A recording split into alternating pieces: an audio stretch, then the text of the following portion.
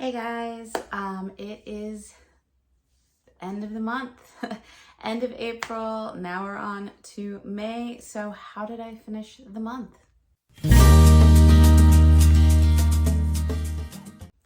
Hey guys, if you're new here, welcome to the Book Path. I'm Nicole, and if this isn't your first rodeo, thank you guys for always sticking around. I love you guys. You guys are the greatest.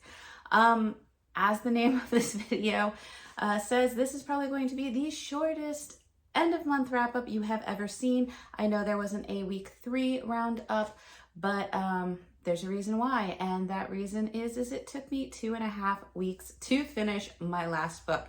Not because it was some chunker. It was less than 500 pages. It just took that long to get through for whatever reason. Was it the best book ever? No. Was it the worst book ever? No. But what was that book? Well, just before we get into that, as you recall, I needed one last prompt for Magical Readathon to get my female character, Azraelyn, her degree in herbology to become the next level herbologist. And that was for alchemy, which was to read a book with a metal in the title. And, excuse me, and as you guys know, I've kind of floundered around with what title I was going to pick for this month because I was going to try to read some of the T.B.R trilogy, but wasn't able to get all the books. So I ended up switching it around. I ended up picking a romance book, which I did go ahead and discuss in my week 2 roundup. I can link that down below if you want to check that out. And then I decided for my other character's alchemy prompt, I was going to read Silver in the Bone by Alexandra Bracken. I just recently picked this up. I think it actually just came out in April. And I had read Lore, which is, I think, right there. And I really, really, really liked Lore. I hadn't read anything else by her. I know she's read, I think she's the Darkest Minds series, and I think there's a Passenger series. I haven't read those yet, but I really, really liked Lore. And so when I found out that she was doing another book and that this one was going to be based on Arthurian folklore and myth, I was in, because I love the Tales of King Arthur. I love the Lady of the Lake. I love all that mythology. And so I was really, really super excited. So I picked it up, didn't even realize it had silver until my husband told me, hey, you can read that for that prompt you've been having a problem with. Thank you, honey. I love you. You're a genius. So I did pick it up, and it just took me a while. Like I said, it's not a chunky book, really. It just felt, even though it's action-packed, it just felt slow moving, and the plot was really good. It just wasn't enough to really just keep pulling me in, and the same goes with the characters. But basically what you have is you have a world which is basically our world, and then you have a kind of people who are able to use magic within the world. They're able to see curses and things, and they go around and they kind of try to excavate, steal, however they need to do, get all these magical relics or icons of power, and there's all these guilds and things. And so you have the story of this is Tamsin, and then she has kind of he's not her real brother, but he's her adoptive brother, Cable, and they've been adopted and taken in by Nash, and they're kind of at odds with each other. When they're very young, Nash takes them to go try to find a relic, and he goes missing, and so now the kids are left to kind of raise themselves.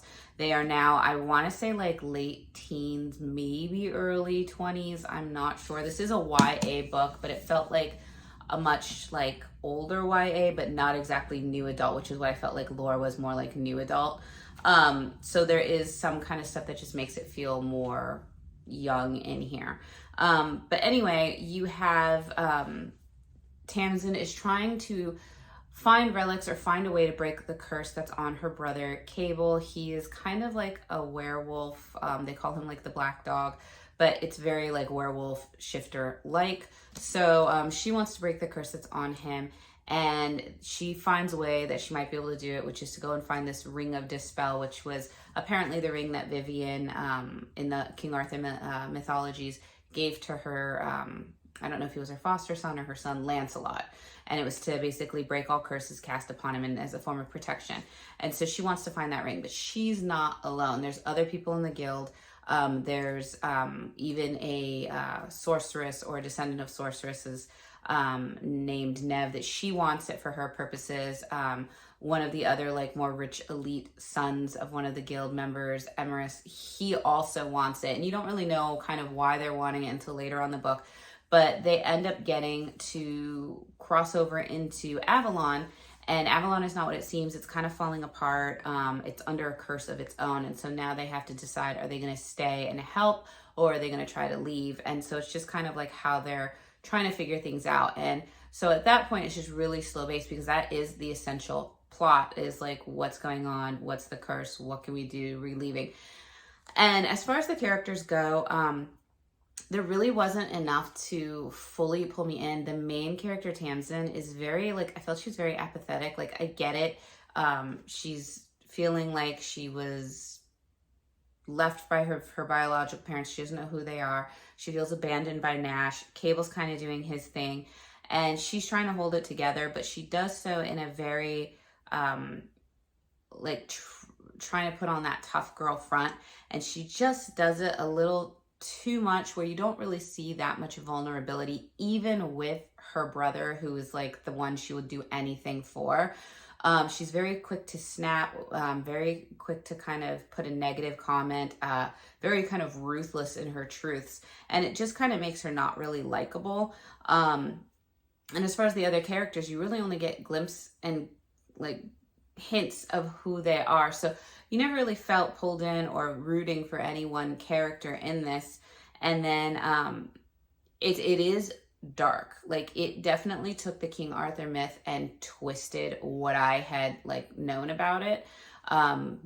Made it very dark. Didn't really reveal the iconic characters that you know of in the nicest and warmest of lights, which was definitely a different take on it. I ended up giving it 3 stars. I think it's probably more on a higher 3 stars, just because like it wasn't bad, but it wasn't the greatest.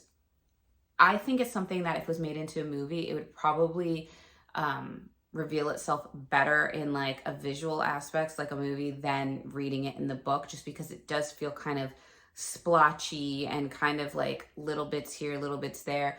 The last like 100 pages or so, things really do kind of pick up, and it did get a little bit more interesting. It leaves off on a cliffhanger, so there will be a sequel to this. And I think the sequel is, did she already come up with a name for it?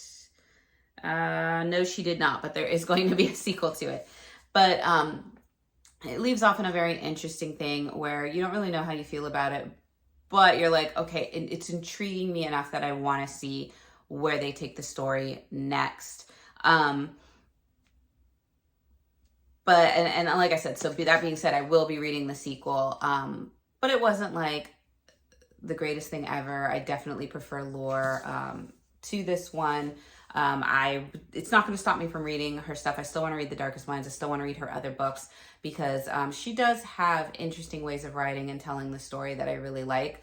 But like I said, this one's a lot darker than I thought it was going to be, even though a lot of it still feels very YA.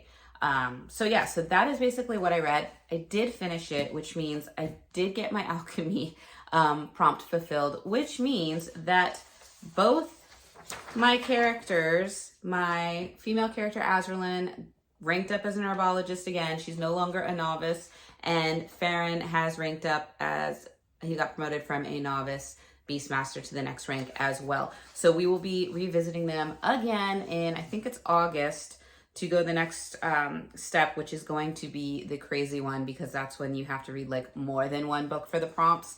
So it'll be interesting to see what those go there. So with that, like I said, I did complete Magical Readathon for both of my characters. So yay, I finally finished a readathon.